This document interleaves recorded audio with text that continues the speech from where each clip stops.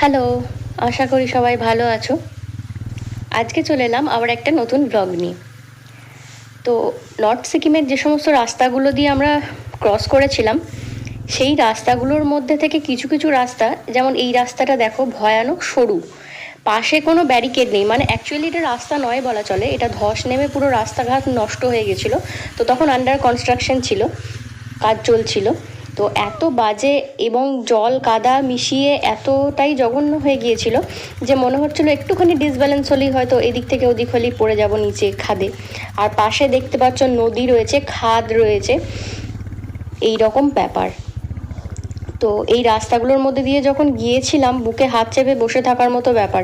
চারিদিকটা এত সুন্দর, সেটা দেখার বদলে মনে হচ্ছিল যে এই রাস্তাটা আগে শেষ হোক, কখন শেষ হবে কখন শেষ হবে। তো এই রকম কিছু ভয়ঙ্কর ভয়ঙ্কর রাস্তা পেয়েছিলাম।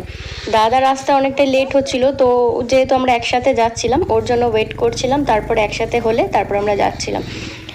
বিশেষত বাজে রাস্তাগুলো, অনেক এরকম রাস্তা পেয়েছি। তোমাদের এরকম অভিজ্ঞতা থাকলে শেয়ার করো। বাই।